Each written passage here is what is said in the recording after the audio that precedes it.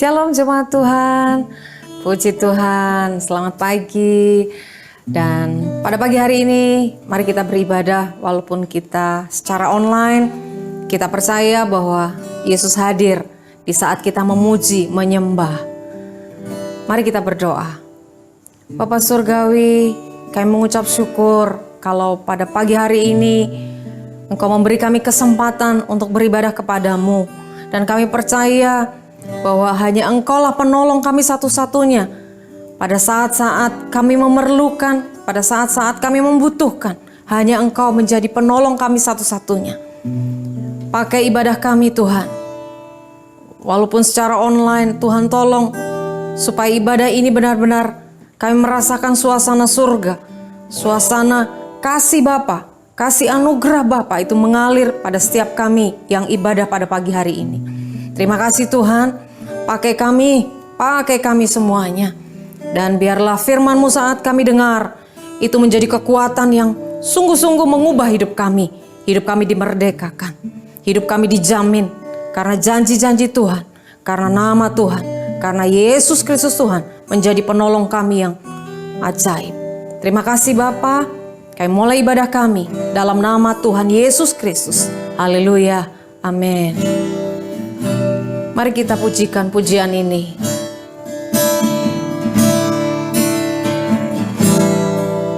Saat ku berjalan, kasih-Mu menerangi langkahku.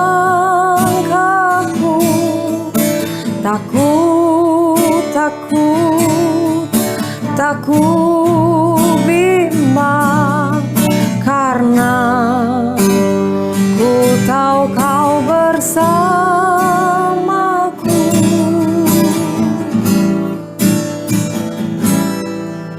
Saat ku berjalan, kasih-Mu menerangi langkahku.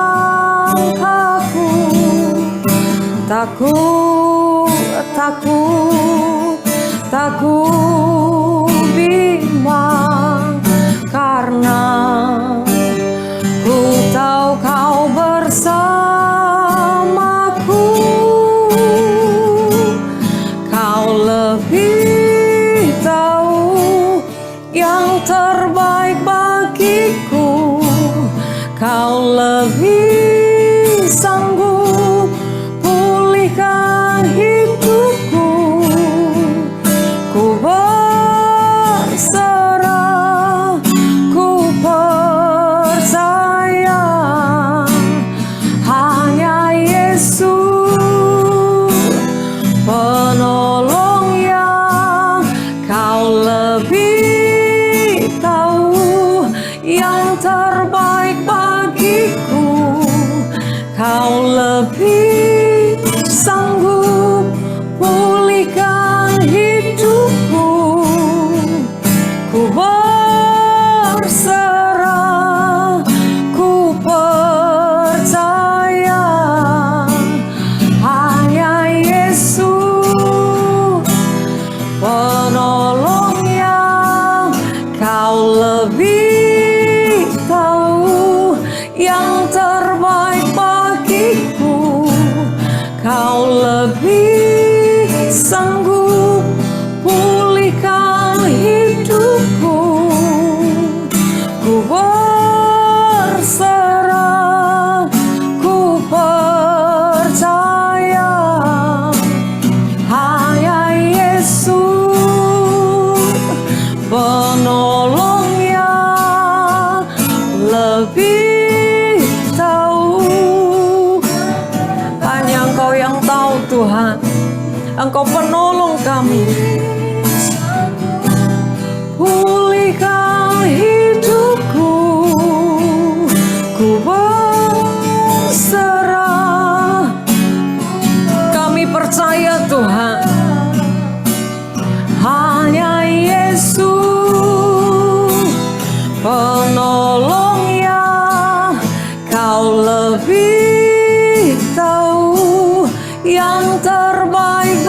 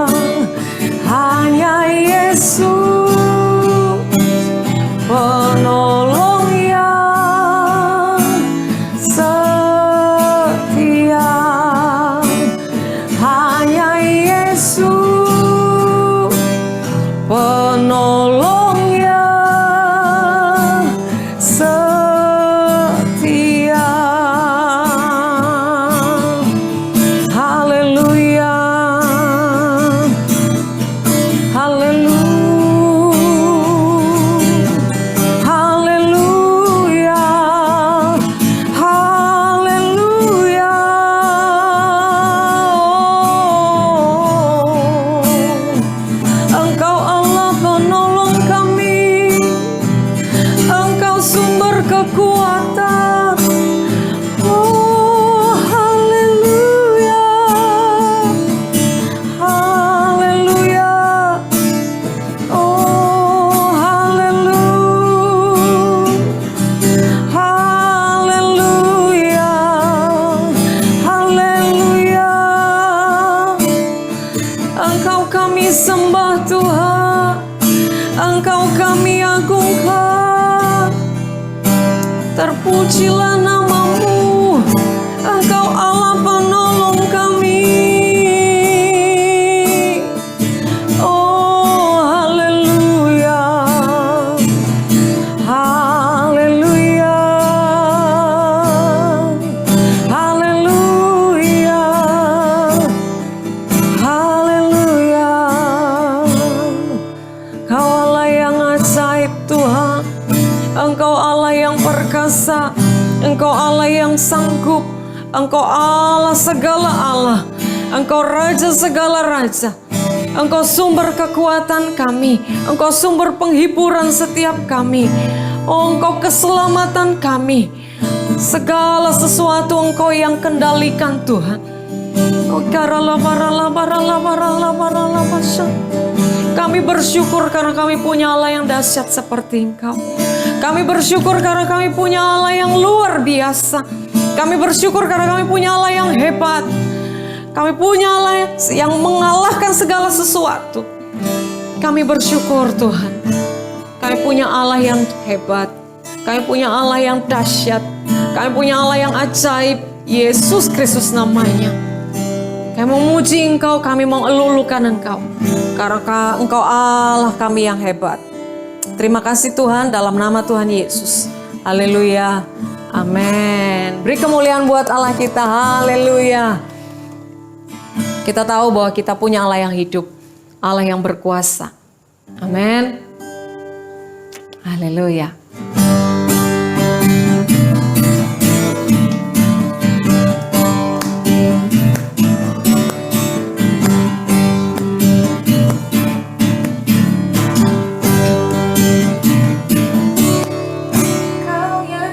Hidup di dalamku, menjadikanku lebih dari pemenang. Seluruh bumi tinggikan namamu, menyatakan kebesaran dan keagunganmu. Yesus, Tuhanku pemenang, Raja segala raja, perbuatanmu ajaib dan perkasa. Kaulah Tuhanku yang hebat, kuasa iblis dikalahkan, surga bumi bersorak.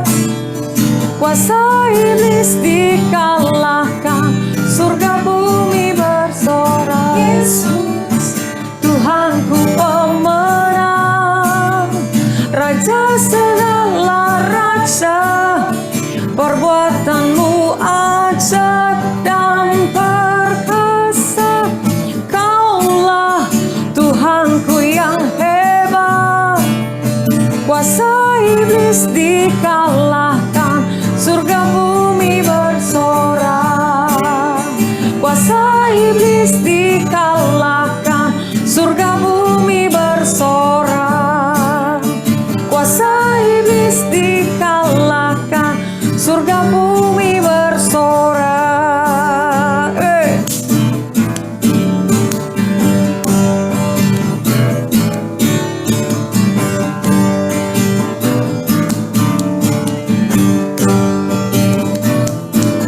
Haleluya. Kita akan mendengar firman Tuhan. Mari kita pujikan pujian yang di awal tadi, bahwa hanya Yesus penolong dan hanya Yesus yang tahu yang terbaik buat setiap kita. Melalui firman-Nya kita percaya, kita yakini, kita imani bahwa hanya firman itulah yang menolong, mengangkat segala sesuatu yang menjadi pergumulan hidup kita. Siapkan hati kita. Kau lebih tahu yang terbaik bagiku, Kau lebih sanggup pulihkan hidupku. Ku berserah, ku percaya, hanya Yesus penolong yang setia.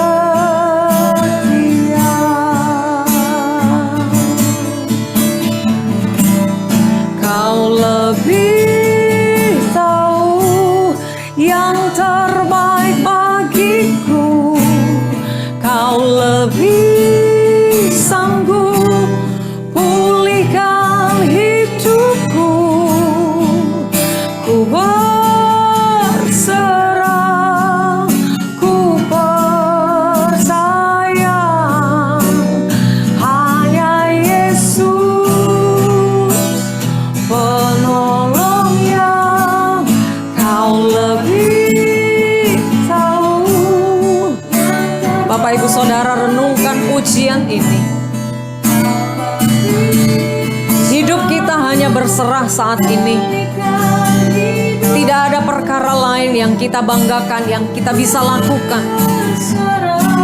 Kita hanya bisa berserah saja, karena hanya Dia yang punya kendali atas hidup setiap makhluk hidup di bumi ini. Pujikan pujian ini dengan iman. Lebih tahu yang terbaik bagiku, Kau lebih sanggup pulihkan hidupku.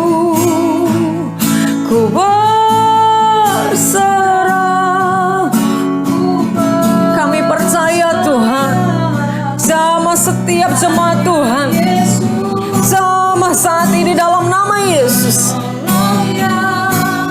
Kau lebih tahu yang terbaik bagiku, Kau lebih sanggup pulihkan hidupku.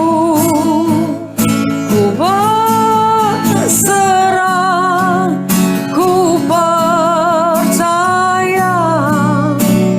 hanya Yesus penolong yang setia. Hanya Yesus penolong yang setia. Hanya Yesus penolong yang setia.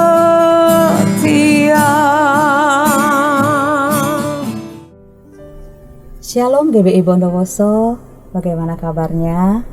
Saya senang sekali bisa bertemu secara online. Itu menandakan bahwa hadirat Tuhan tidak dipisahkan oleh jarak.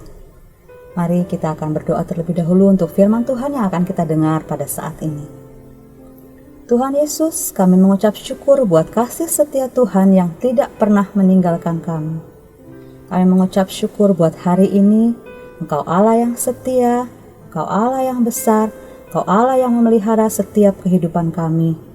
Tuhan, ajarkan kami untuk tetap setia, seperti Engkau setia kepada kami.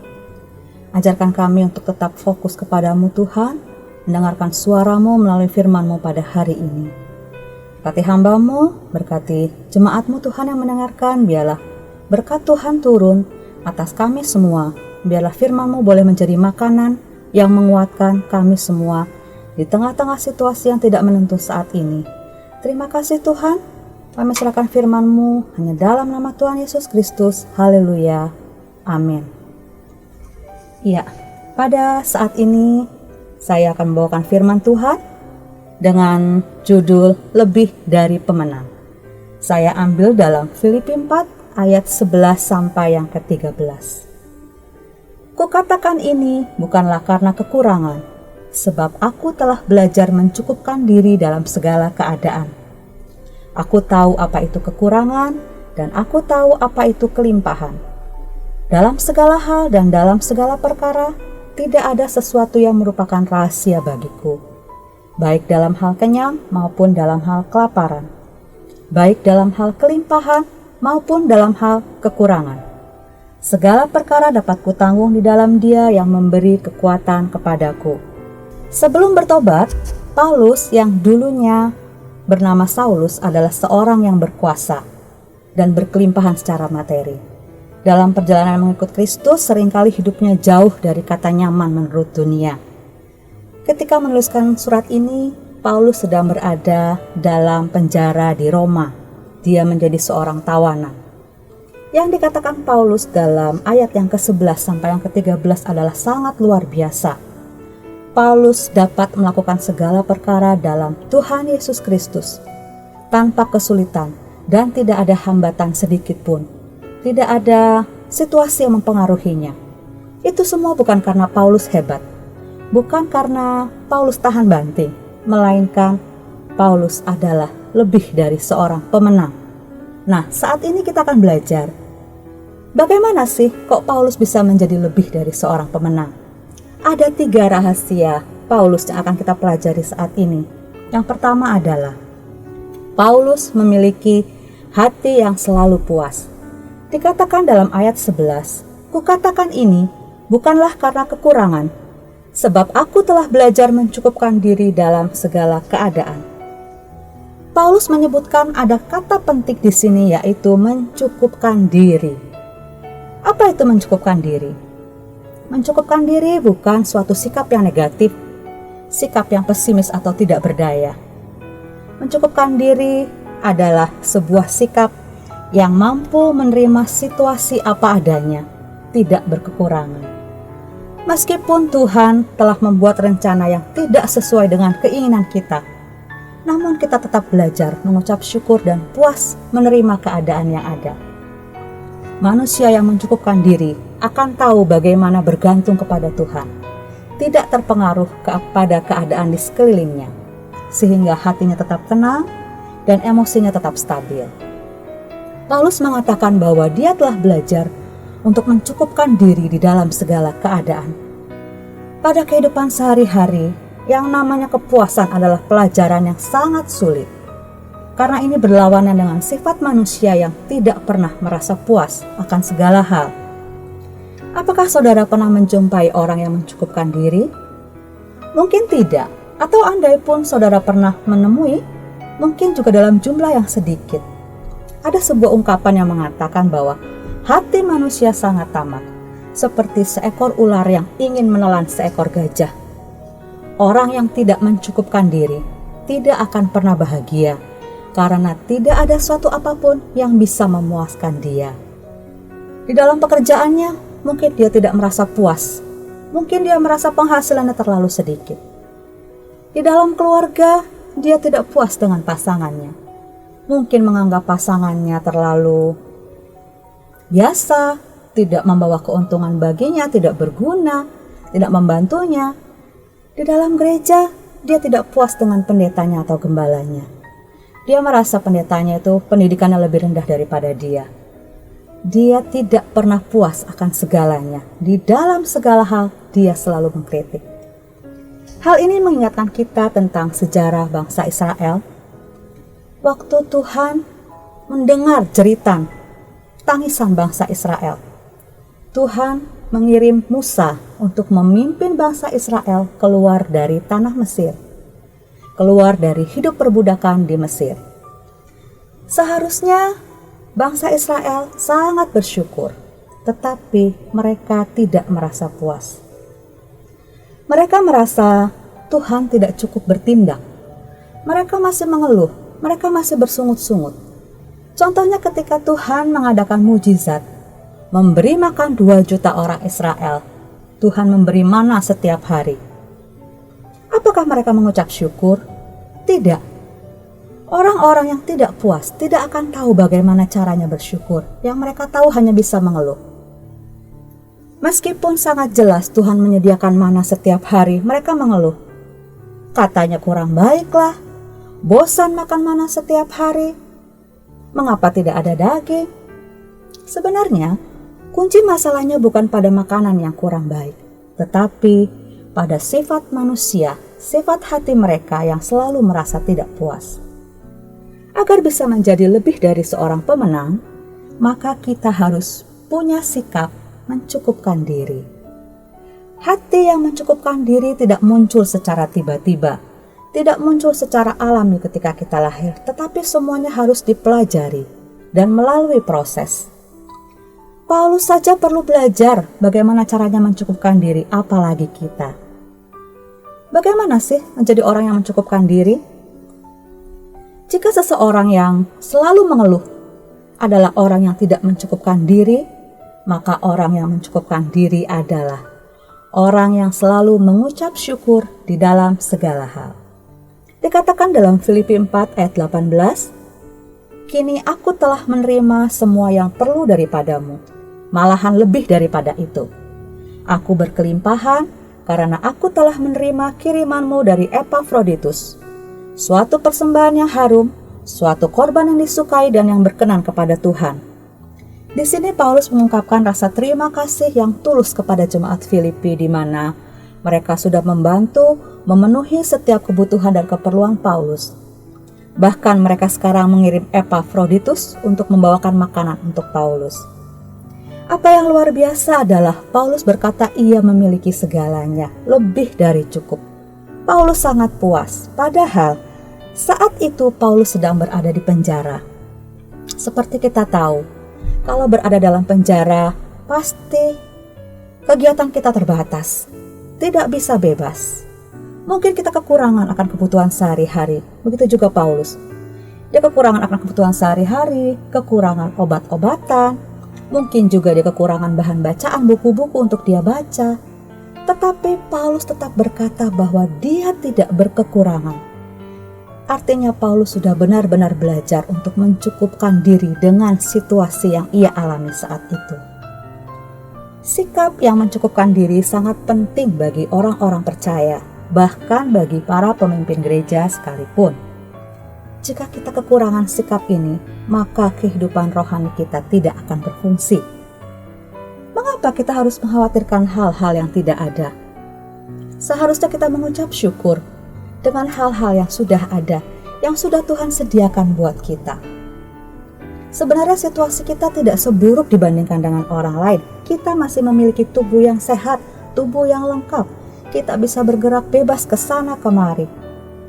Banyak orang yang mengalami kecacatan karena penyakit atau kecelakaan. Tentu saja hidup mereka tidak bebas seperti kita. Tentu saja mereka merasa puas kalau tubuh mereka normal seperti kita. Ketika kita menghadapi teman, keluarga atau saudara, kita harus ingat bahwa tidak ada yang sempurna. Mereka sama seperti kita yang memiliki kelemahan. Jangan fokus hanya pada kelemahan mereka, tetapi mengucap syukurlah untuk kelebihan yang mereka miliki. Mari kita sebagai orang yang percaya, kita bersyukur senantiasa kepada Tuhan atas kelemahan dan kekurangan yang kita miliki dan yang orang lain miliki. Saya mengajak saudara semua untuk datang pada Tuhan setiap hari. Jangan melihat kelemahan orang lain, tetapi naikkanlah doa ucapan syukur. Bahkan untuk hal yang terkecil sekalipun, naikkanlah ucapan syukur kepada Tuhan dan belajarlah memiliki sikap mencukupkan diri. Rahasia Paulus yang kedua, mengapa ia bisa menjadi lebih dari seorang pemenang adalah Paulus tidak dipengaruhi keadaan eksternal atau keadaan di sekelilingnya. Dikatakan pada ayat 12, "Aku tahu apa itu kekurangan dan aku tahu apa itu kelimpahan. Dalam segala hal dan dalam segala perkara, tidak ada sesuatu yang merupakan rahasia bagiku, baik dalam hal kenyang maupun dalam hal kekurangan." Untuk bisa menjadi seorang pemenang, maka kita harus bisa menghadapi situasi-situasi yang berbeda yang datang kepada kita. Seperti kita tahu bahwa manusia itu sangat sensitif, sangat rapuh, dan sangat mudah dipengaruhi oleh keadaan di sekelilingnya. Tidak terkecuali orang-orang percaya. Seringkali kita gagal karena kita begitu mudahnya gampang dipengaruhi oleh keadaan di sekeliling kita. Emosi kita tidak stabil. Contohnya dalam keadaan keuangan yang sulit, mungkin iman kita berubah. Timbul keraguan dalam hati kita. Tuhan tidak ada, Tuhan tidak nyata, Tuhan tidak mengasihi saya. Tapi dalam keadaan uang yang cukup, iman kita bisa berubah haluan. Hati kita, fokus kita bukan kepada Tuhan, tetapi kepada kekayaan atau keuangan yang kita miliki. Dan kita tidak memiliki hati untuk mencari Tuhan. Beberapa orang percaya mungkin tidak terpengaruh akan kondisi keuangan mereka, tetapi mereka mungkin terpengaruh oleh hubungan antar dengan sesama. Misalnya, kita bekerja di satu perusahaan. Setiap hari kita berangkat ke kantor, dan pada satu hari kita berangkat ke kantor dari rumah dengan kondisi hati yang gembira, yang sukacita. Pada saat kita sampai di kantor, kita ketemu dengan teman sekantor dan kita menyapa teman kita. Tetapi tidak kita duga teman kita tidak menghiraukan sapaan kita. Lalu hal ini, situasi ini membuat kita terpengaruh. Langsung suasana hati kita buruk. Seharian bad mood. Semuanya tidak lancar. Nah, semua suasana rusak, hati menjadi rusak, lesu. Bagaimana kalau kita mempunyai situasi seperti ini setiap hari? Yang namanya satu kantor, kita ketemu setiap hari. Kalau teman kita misalnya masih bersikap seperti itu setiap hari kepada kita, apakah suasana hati kita akan buruk setiap harinya? Yang namanya orang bekerja di kantor bukan untuk 1-2 minggu, tapi untuk jangka waktu yang lama dan panjang. Akankah selama itu suasana hati kita buruk? Contoh lain misalnya di gereja. Kita memiliki saudara-saudara seiman yang mendukung kita, yang kita kenal dengan baik, yang sefrekuensi dengan kita kalau kata anak-anak muda sekarang. Kita memiliki pendeta atau gembala yang baik, yang mengasihi kita, memperhatikan kita. Itu membuat suasana hati kita baik. Itu membuat kehidupan kerohanian kita baik, meningkat. Bahkan dengan senang hati kita bisa terjun ke dalam pelayanan.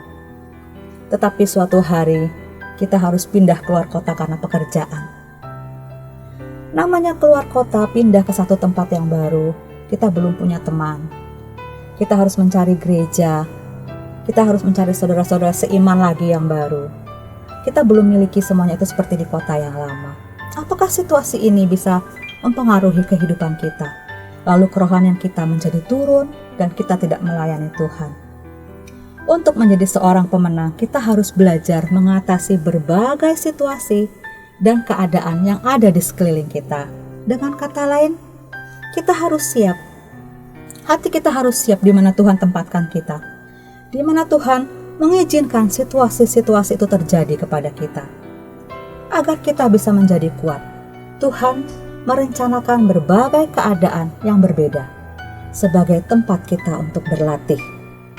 Kita harus tahu bahwa segala sesuatu ada di tangan Tuhan. Tuhan yang lebih mengenal kita. Tuhan tahu situasi kita saat ini. Tuhan juga merencanakan berbagai macam situasi. Kalau kita takut akan hal ini, kita takut akan hal itu, kita berusaha menghindari situasi-situasi yang tidak kita inginkan. Pada akhirnya ini bukan suatu solusi yang baik buat kita. Tuhan tidak akan membiarkan kita menghindar. Dia mengizinkan kita belajar bagaimana kita menghadapi setiap situasi yang datang kepada kita. Tuhan mau kita belajar bagaimana kita bergantung kepada Tuhan untuk menjadi seorang pemenang. Paulus tidak peduli dengan apa yang terjadi di sekelilingnya. Dia tetap berdiri teguh, bergantung kepada Tuhan. Paulus juga tidak peduli apapun situasinya, mau kenyang, mau lapar, mau kelimpahan, kekurangan. Dia sudah mempunyai jawaban sendiri. Tentu saja pernyataan atau kalimat Paulus ini tidak mudah. Ia bisa mengatakan hal ini karena ia sudah mengalami sendiri secara pribadi. Dia sudah mengalami Tuhan secara pribadi. Sebenarnya Paulus tidak hanya menyebutkan penderitaannya dalam kitab Filipi, tapi juga ada dalam kitab-kitab lain. Salah satu contohnya dalam 2 Korintus 11 ayat 27. Aku banyak berjerih lelah dan bekerja berat.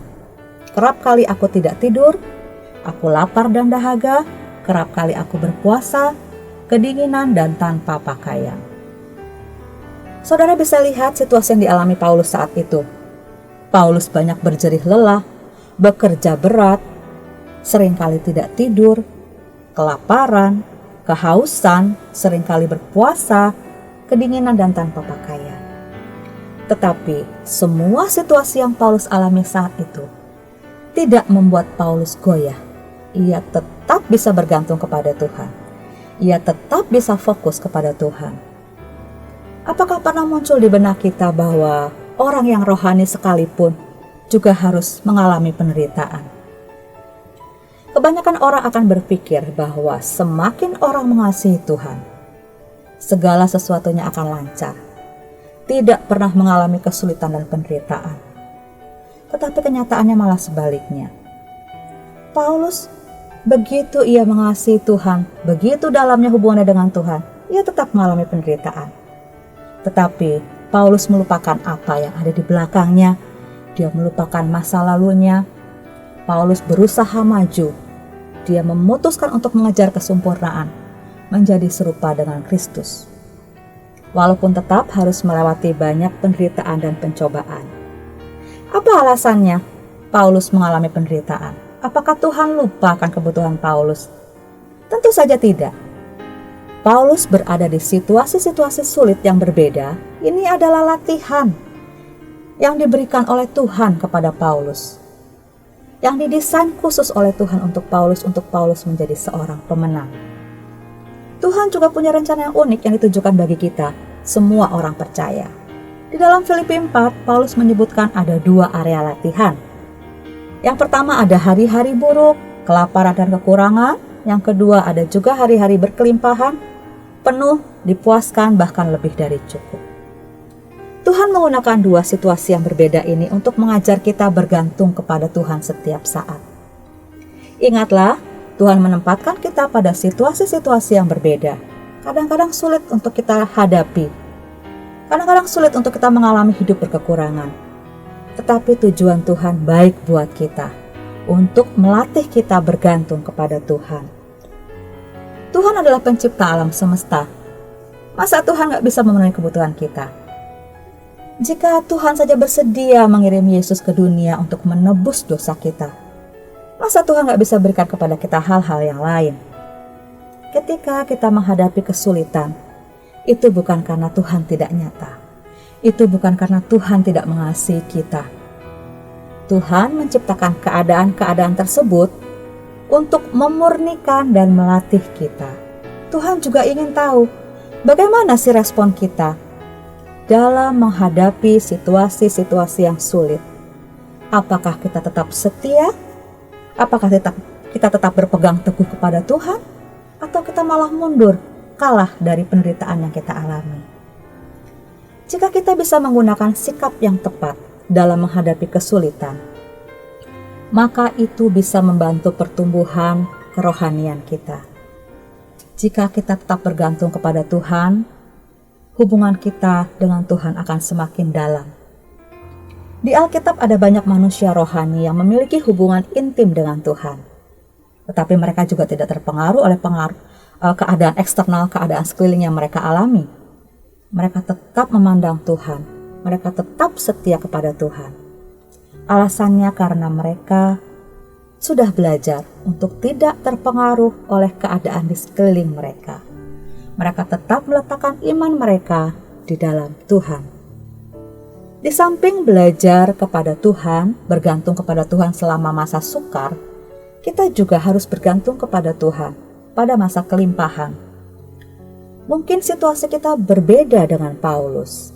Setelah percaya kepada Tuhan, pekerjaan kita lancar, bisnis kita maju, toko kita ramai, pokoknya yang baik-baik yang kita alami.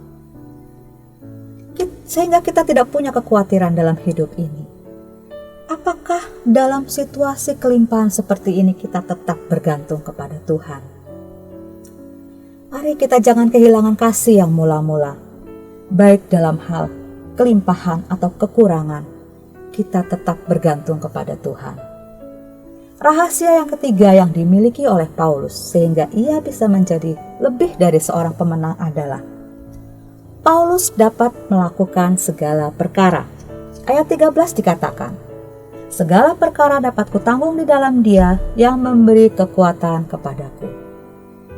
Paulus bisa berkata dapat menanggung segala perkara di dalam Kristus. Konteks dari kalimat ini bukan tentang mujizat, tetapi tentang kemenangan hidup. Dikatakan dalam ayat 13, tidak peduli kita ditempatkan di situasi apapun, dalam posisi apapun, kita tetap dianugerahkan kekuatan yang cukup dari Tuhan untuk bisa menjadi lebih dari pemenang. Ayat 13 juga merupakan sebuah pernyataan yang sangat menginspirasi bagi banyak orang percaya tentang kehidupan kekristenan. Orang Kristen sejati adalah mereka yang dapat melakukan segala perkara di dalam Tuhan. Sebelum kita mengenal Tuhan, kita hidup dalam dosa. Kita gak bisa bebas, karena kita hidup dalam dunia, kita tidak bisa menguasai tubuh kita. Kita ingin mengasihi musuh, ingin mengampuni orang yang telah menyakiti kita, tapi kita gak mampu. Kita punya kepahitan, kebencian di dalam hati kita. Kita ingin lepaskan, tapi tidak bisa juga. Kehidupan orang Kristen dimulai ketika menanggapi panggilan Tuhan. Ada baiknya jika kita menyadari kelemahan kita, tapi kita jangan berhenti di situ saja. Melainkan kita harus maju, bergerak, melangkah dengan iman dan alamilah Tuhan. Mungkin kita berkata, Tuhan, aku tidak mampu. Tetapi bersama Engkau, segala sesuatunya mungkin. Dengan iman, kita melangkah untuk percaya di dalam Tuhan. Kita mungkin menghadapi tantangan pada level yang berbeda. Di dalam kehidupan kekristenan kita, kita harus bergantung kepada Tuhan untuk melewati setiap tantangan. Alamilah bahwa semuanya mungkin di dalam hidup ini. Jangan berpikir hanya orang yang rohani saja yang perlu bergantung kepada Tuhan untuk bisa melewati setiap ujian. Bahkan, orang-orang percaya biasa juga harus tetap bergantung kepada Tuhan untuk melangkah maju. Jika tidak, konsekuensinya akan melampaui apa yang kita pikirkan. Contohnya, ketika bangsa Israel melihat orang-orang yang hidup di tanah Kanaan, mereka memiliki badan yang besar dan kuat. Apa yang terjadi? Bangsa Israel menjadi takut. Mereka mulai mengeluh, bahkan berkata ingin kembali ke Mesir. Sebagai hasilnya, Tuhan menghukum mereka. Selain Yosua dan Kaleb, seluruh bangsa Israel dari generasi itu tidak diizinkan oleh Tuhan untuk masuk ke dalam tanah Kanaan. Paulus berkata, segala perkara dapat kutanggung di dalam Dia yang memberi kekuatan kepadaku. Untuk mengalami hal ini, faktor kuncinya bukan pada Tuhan, tetapi pada kita. Semuanya tergantung kepada kita. Beberapa orang percaya pada Tuhan bertahun-tahun lamanya, tapi tidak ada peningkatan pada kehidupan rohani mereka. Karena mereka gak tahu gimana caranya bergantung kepada Tuhan. Sehingga pada akhirnya mereka tidak mencapai apa-apa. Beberapa orang meskipun belum lama percaya kepada Tuhan, tapi kehidupan rohani mereka telah meningkat secara terus-menerus. Karena mereka tahu bagaimana caranya bergantung kepada Tuhan. Mereka yang tahu bagaimana caranya bergantung kepada Tuhan, tentu mereka akan menang. Setelah menang, mereka akan memiliki kuasa yang lebih besar untuk bisa menghadapi ujian yang lebih berat, sehingga kekuatannya akan bertambah terus semakin kuat dan semakin kuat. Sebaliknya, mereka yang tidak tahu bagaimana caranya bergantung kepada Tuhan akan gagal. Setelah gagal, mereka akan menjadi lemah dan akan semakin tidak mampu melewati ujian yang akan datang kepada mereka. Beberapa orang percaya mampu di dalam segala hal dan tidak terpengaruh, tidak berkekurangan. Sedangkan beberapa orang percaya yang lain bersungut-sungut sehingga tidak mencapai apa-apa. Saat ini kita ada di posisi yang mana? Tipe orang percaya manakah yang akan saudara pilih? Hari ini kita sudah belajar ada 3 rahasia yang dimiliki oleh Paulus untuk bisa menjadi lebih dari seorang pemenang. Yang pertama, kita harus selalu memiliki hati yang puas atau mencukupkan diri. Yang kedua, kita tidak terpengaruh oleh keadaan di sekeliling kita. Dan yang ketiga, kita bisa dapat melakukan segala perkara. Kita perlu melangkah maju secara terus-menerus oleh iman untuk bisa melewati setiap tantangan. Mari, saya berharap semua jemaat GBI Bondowoso jangan patah semangat. Tetap berjuang untuk apapun yang kita hadapi saat ini. Karena kita tahu sebab Tuhan pasti menyertai kita. Amin. Untuk firman Tuhan, mari kita berdoa.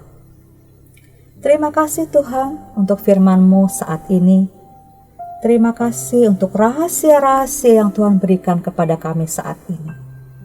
Ajarkan kami untuk kami memiliki sikap yang mencukupkan diri, untuk kami tidak terpengaruh oleh keadaan di sekeliling kami, untuk kami dapat melakukan segala perkara bersama dengan Tuhan.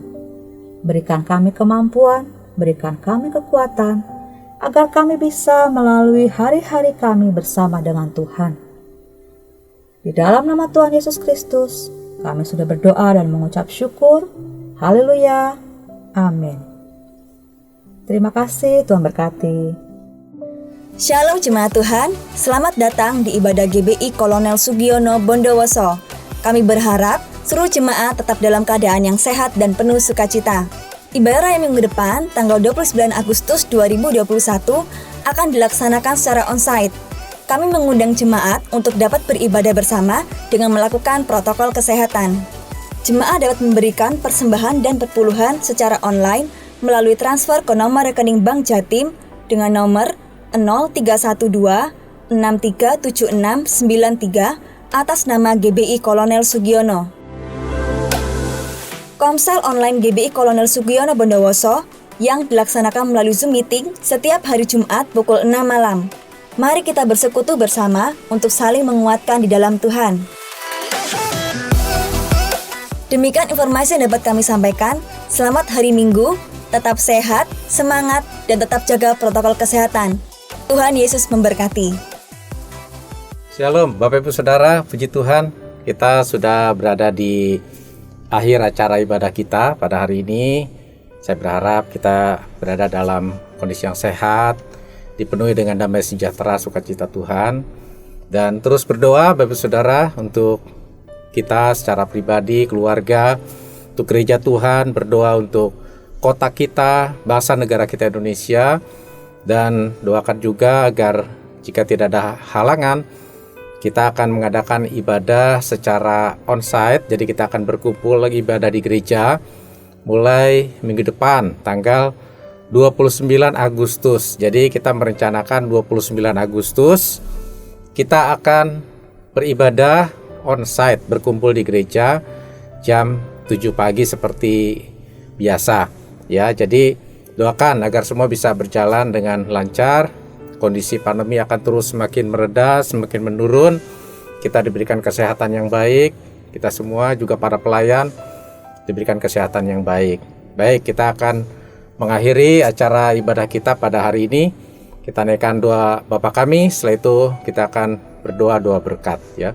Yuk ucapan bersama-sama. Bapa kami yang di sorga, dikuduskanlah namamu. Datanglah kerajaanmu, jadilah kehendakmu di bumi seperti di sorga. Berikanlah kami pada hari ini makanan kami yang secukupnya, dan ampunilah kami akan kesalahan kami, seperti kami juga mengampuni orang yang bersalah kepada kami. Dan janganlah membawa kami ke dalam pencobaan, tetapi lepaskanlah kami daripada yang jahat. Karena Engkaulah yang punya kerajaan dan kuasa dan kemuliaan sampai selama-lamanya. Amin. Mari kita mengangkat tangan, kita terima berkat dari Tuhan. Tuhan memberkati engkau dan melindungi engkau. Tuhan menyinari engkau dengan wajah-Nya dan memberi engkau kasih karunia. Tuhan menghadapkan wajah-Nya kepadamu dan memberi engkau damai sejahtera.